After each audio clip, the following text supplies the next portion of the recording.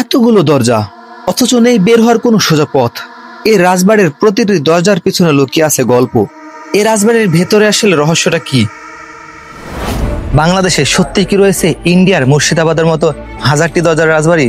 হ্যাঁ বন্ধুরা, আজকে আমি আপনাদেরকে নিয়ে আসছি এক রহস্যময় রাজবাড়িটিতে, যার নাম হচ্ছে হাজারদুয়ারের রাজবাড়ি। হ্যালো গাইস, আসসালামু আলাইকুম, welcome back to my channel. This is আমিন। আর আজকে আমি আপনাদেরকে নিয়ে চলে আসছি রাজশাহী জেলার বাগমারা উপজেলার বীরকুচ্ছা গ্রামের হাজারদুয়ারের রাজবাড়িতে। সত্যি এই রাজবাড়িটিতে কিন্তু অসংখ্য দরজা রয়েছে। এই রাজবাড়িতে অসংখ্য দরজা আছে। শোনা যায় এখানে অনেক দরজায় নকল হয়ে তৈরি করা আছে শত্রুদের বিভ্রান্ত করার জন্য। আর এই রাজবাড়িটি শুধুমাত্র দরজার জন্য কিন্তু বিখ্যাত নয়, বরং এর পিছনে রয়েছে জমিদারদের ঐতিহ্য, এরপরে হচ্ছে আপনার অনেক পিছনের ইতিহাস এবং আভিজাত্যের অনেক গল্প। আজকের ভিডিওতে আমি আপনাদেরকে ঘুরে ঘুরে দেখাবো রাজশাহী বাগমারার এই অদ্ভুত সুন্দর স্থাপনাটিকে। চলুন তাহলে শুরু করি এই হাজারদুয়ারি প্রাসাদের ভ্রমণ।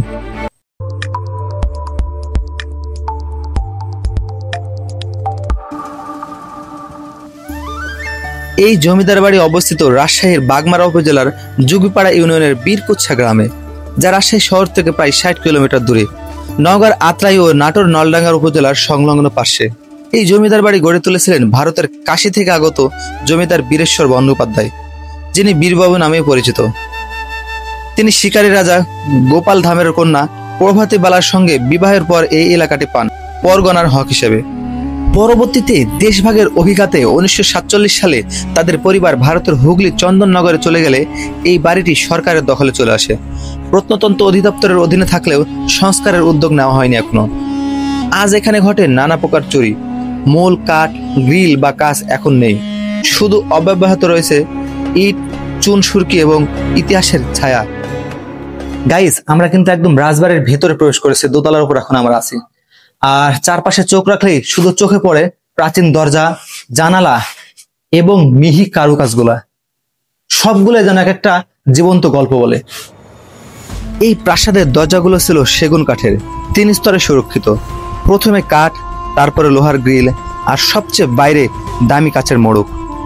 সামনের অংশে ছিল বাহারি ফুলের বাগান। পশ্চিমে খিড়কি দরজা পেরিয়ে শান বাঁধানো বড় পুকুর, যেখানে গোসল করতেন শুধু জমিদার পরিবার।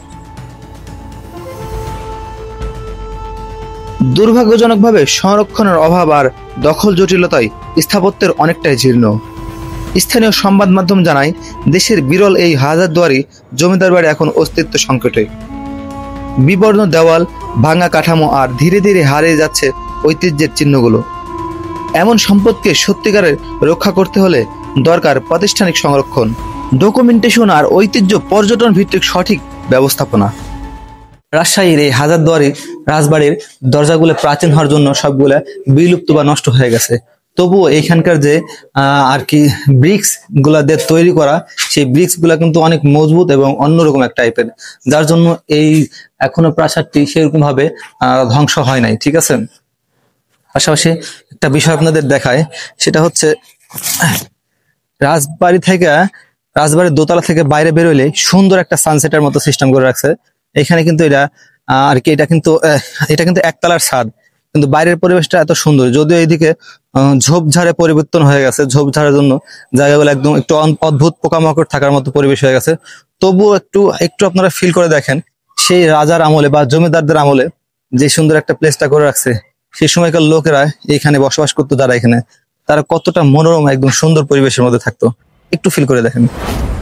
গাইস, এই রাজবাড়ি এত বছর হওয়ার পরেও এখানকার যে 2 তলার পরে যে 3 তলার যে ছাদটা রয়েছে, আর এই ছাদটা যদি আপনাদের দেখাই, এখানকার যে সিঁড়ি আছে একটু দেখেন। রাজবাড়ির সিঁড়িগুলো হচ্ছে এক একটা শিল্পকর্মের মতো। চুন সুরকি আর মোটা ইটের গাঁথনিতে তৈরি এই সিঁড়ি দিয়ে হেঁটে ওঠার সময় মনে হচ্ছে যেন আরেকটা জগতে প্রবেশ করছে। সেই সময় এখানকার প্রতিটি ধাপে ছিল জমকালো দিনের ইতিহাস। কোথাও জমিদারদের পদচিহ্ন, কোথাও অতিথিদের ব্যস্ত পদশব্দ। আজ সেগুলো অনেকটাই ভাঙাচোরা, কিন্তু এখনো যখন এই সিঁড়ি বেয়ে উপরে ওঠা যায়, তখন মনে হয় সময় যেন কয়েক শতাব্দী পিছনে ফিরে গেছে। আমি কিন্তু এখন হাজারদুয়ারি রাজবাড়ির একদম ছাদের উপরে দাঁড়িয়ে রয়েছে। কতটা সুন্দর এই ছাদ থেকে পুরা গ্রামগুলো দেখতে কতটা সুন্দর লাগছে, সেটা একটাবার যদি আপনারা নিজ চোখে দেখেন তাহলে বুঝতে পারবেন, ফিল করতে পারবেন কতটা মজার। এই রাজবাড়ির ছাদ একসময় ছিল আভিজাত্যের প্রতীক। উঁচুতে দাঁড়িয়ে পুরো গ্রাম, চারপাশে সবুজ ক্ষেত আর বাগান যেন চোখের সামনে চলে আসতো। প্রাচীন আমলে এখানেই হতো শীতল হাওয়ায় আড্ডা, পূর্ণিমার রাতে উৎসব আর গ্রীষ্মের রাত কাটতো সবার একসাথে গল্প গুজবে। আজ ছাদে দাঁড়িয়ে শুধু ইট পাথরের ভাঙ্গা নিদর্শন চোখে পড়ে, তবুও সেই পুরোনো দিনের প্রতিধ্বনি যেন বাতাসে এখনো ভেসে আসে। দরজাগুলোতে ছড়ানো কৌশল, প্রাচীন স্থাপত্য, হারিয়ে যাওয়া রাজপরিবার, সব মিলিয়ে এই রাজবাড়িটি একটি অবিস্মরণীয় স্থান। বন্ধুরা, এই ছিল আজকের মতো বাগমারার হাজারদুয়ারের রাজবাড়ি নিয়ে ইন্টারেস্টিং এবং তথ্যবহুল ভিডিও। আর হ্যাঁ, আপনারা যদি ইতিহাস প্রেমী এবং ভ্রমণ প্রিয়াসী হয়ে থাকেন তাহলে অবশ্যই আমার ভিডিওতে লাইক দিয়ে চ্যানেলটি সাবস্ক্রাইব করে কমেন্টে জানিয়ে দেন পরবর্তী ভিডিও কোথায় দেখতে চান। দেখা হচ্ছে পরবর্তীতে আপনার সে পছন্দের জায়গাতে। আর সে পর্যন্ত সবাই ভালো থাকবেন, সুস্থ থাকবেন। আল্লাহ হাফেজ, আসসালামু আলাইকুম, টাটা।